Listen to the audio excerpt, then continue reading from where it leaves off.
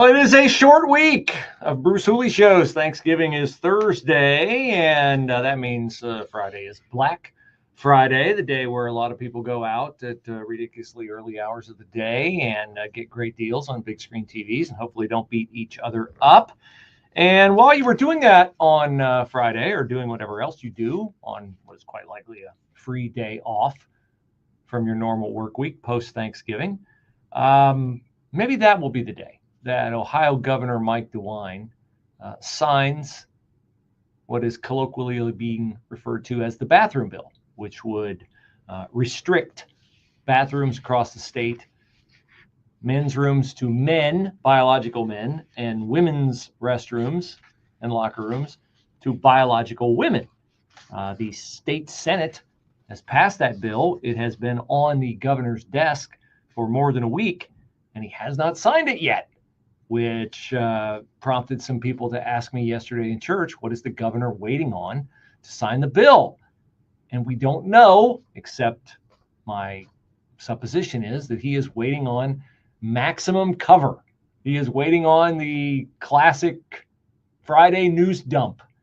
And there would be no more classic Friday news dump than after Thanksgiving, unless it would be the final Friday of the year, which you will recall, or maybe not, but allow me to remind you that it was the final Friday of 2023 when Mike DeWine decided to not sign the SAFE Act, which outlawed transgender surgeries on minors and restricted girls and women's sports to girls and women.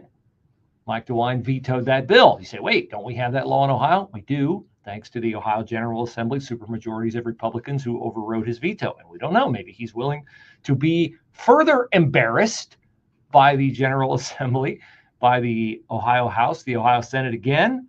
I mean, once you kind of break that plane, you don't really mind in, I guess, breaking it a second time.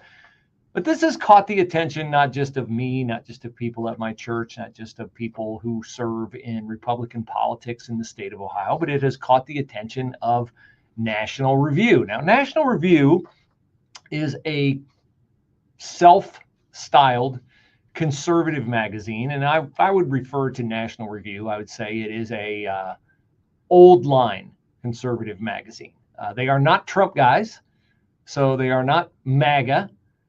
They are decidedly anti-Trump guys. You hear some of their personnel, Jim Garrity most notably on the Hugh Hewitt show, and Jim Garrity has often said that he would not vote and did not vote for Donald Trump. So this is not a thing where Mike DeWine is out of step with the MAGA crowd.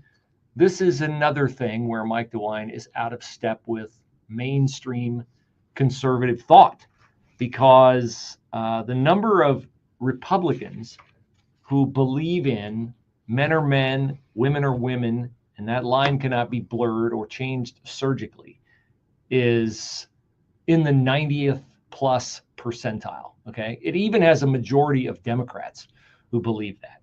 But Mike DeWine is a scared little man who is afraid of the LGBTQ lobby, who doesn't want to offend anyone, who doesn't want to take a stand on anything.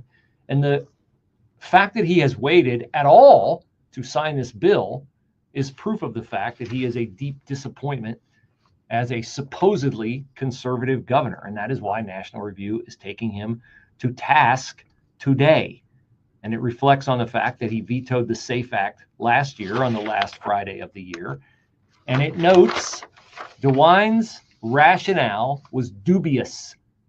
He applied a hands-off approach to these procedures, protecting kids from sexual mutilation surgeries and women from men playing their sports and not being in their spaces, because that's what the new law would do. He applied a hands-off approach to these procedures that was noticeably absent in other executive actions he had taken.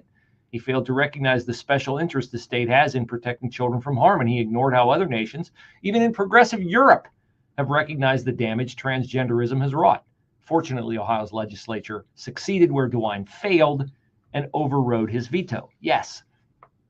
And NR goes on to note that the view of transgender people having the rights that they want to have, which is to invade women's spaces in this latest issue before the governor, is a big part of the reason why Sherrod Brown lost his bid for a 4th term in the Senate. Now, Sherrod Brown flat out lied to you in all of his campaign commercials, where he labeled a lie that he has supported these radical transgender policies before. I told you it was a lie. He found some hack in Cleveland media, ostensibly at a television station, to lie for him, and they clipped that and used it in the commercials. But Sherrod Brown has not just backed these policies, he has been a co-sponsor of legislation that would have ingrained these protections on gender identification, the same as they are ingrained for race, sex, military status, and other things. So, NR continues. Governor DeWine, surely cognizant of the sentiments behind the Senate vote, is reportedly inclined to sign the bill, but he is conducting a legal review first. We hope this review does not conveniently discover a cowardly fig leaf that he will use to justify repeating his behavior of last year, because 11 other states have passed bills like the one now on his desk. Joining them by signing it would protect minors in the state, affirm biological reality, and contribute another signal that woke excess is now on the defensive and maybe even on the back foot. Yes. Now, again, let me state, because I know it will be perceived this way by people in the LGBTQ community, that those of us who insist upon biological reality determining who is allowed to enter a bathroom or a locker room is not a hateful position to take. It is a truth position to take. And the truth is not kind or unkind. It is not hateful or compassionate. The truth is simply that. It is simply the truth. If it offends you, well, there's nothing I can do about that. But your degree of being offended does nothing, zero, zip nada, to nullify the fact that it is true that men cannot become women and women cannot become men. Men cannot chest feed a baby. Men cannot have a baby. Men cannot menstruate. Hence, trans women are not women. They are men. They may think they are men, they may think they are women. They may be under a mental delusion that they are women, and that is sad. And they hopefully will find treatment for that, but they will find nothing but misery if they undergo a sexual mutilation surgery, or in the case of a child, if they are placed on puberty blockers. And Mike DeWine should know that, because it is a biological fact. So, NR goes on to say, this inveterate public servant, for a second when I read it, I thought they wrote this invertebrate public servant, which would be more accurate, should not consider the unlikelihood that he will face voters again as a reason to insulate himself from their clear desires and interests. Yes, this is all about Mike DeWine knowing that he is on his political retirement tour. He has hidden in his governor's bunker from issues that are important to the Ohio electorate that put him in office, and has put him in office for years and years and years and years. They have put him in office as a U.S. congressman. They have put him in office as an Ohio attorney general. They have put him in office as a U.S. senator. They have put him in office as a governor. They put him in office all the way back to when he was like a local county prosecutor. And the return on that loyalty from the Ohio voters is a governor who will not stand up for the children of the state or the women of the state, which is a deplorable legacy for Mike DeWine to have.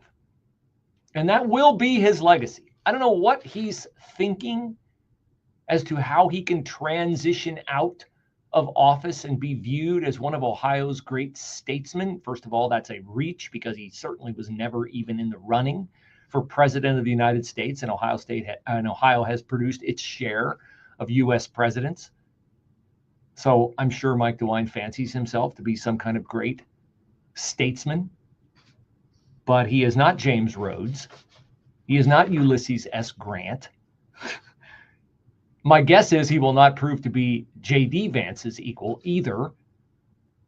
And every time he dithers on an issue like this, it just underscores the fact that the longer he has been in office, the greater disappointment he has been to those who have given him their electoral support. He no doubt thinks that he is some kind of grand favorite of the Ohio electorate. He is fortunate that he ran against a radical like Nan Whaley as governor, a unrepentantly pro-abortion candidate. That is what explains Mike DeWine's vast electoral victory the last time he was elected governor. It is certainly not his conservative bona fides, as he has demonstrated in his fecklessness on vetoing the SAFE Act and on stalling before he signs this latest bill, which would protect women in bathrooms.